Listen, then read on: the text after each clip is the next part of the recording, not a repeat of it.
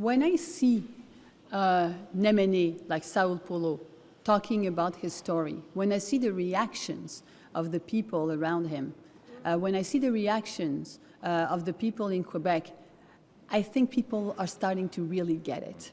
I think people are starting to relate to the story of Sao Paulo because it's not one story, it's not one anecdote, it's hundreds of thousands of Quebecers that are feeling that way.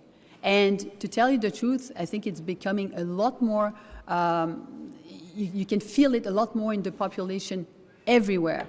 Everywhere you go, you can feel it. I was in Gaspésia, I was in Estrie, I was like in Mauricie. You can feel that sense. And the level of arrogance of this government that's creating that division, people are going to feel it again. And we have the responsibility to demonstrate it during the campaign.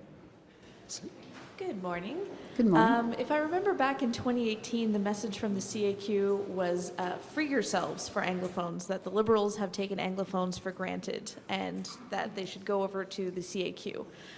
Considering the last 4 years, what do you think the message is to the Anglophone community this time around? Well, it's certainly not a message of welcoming or anything like that, because the CAQ, François Legault has been dividing Quebecers, and one of the line is obviously the Anglophones versus the Francophones. But it's really specific. It's becoming even clearer every single day. Refusing a debate in English, when he did accept it in 2018. The whole idea of Dawson, the expansion that he was he was in favor of and decided not to proceed with that. Not to mention Bill 96 and the fact they were not listened to at all. I think there are many examples, and people are extremely frustrated. People are extremely frustrated. But not only the Anglophones, people in general, people that are feeling that we need to unite ourselves. We have to stop dividing ourselves, because what's ahead of us is going to be also a tough period, right? In terms of the economy, in terms of what's coming up, we need to make sure that we're together. I know there's so many issues that affect an election campaign, but what is, in your opinion, the number one thing that Quebecers are going to the ballot box with in their heads this election campaign? I think the whole question about the rising costs of living, housing, is going to be, those questions are going to be really important. But I think also, what type of leadership do you want? Is it the type of leadership that is telling you what to do, that is arrogant, that's taking you for granted, that decides to do whatever they please, or you want a leadership that is open, that listens, and that's going to bring everybody together? That's also going to be a key question.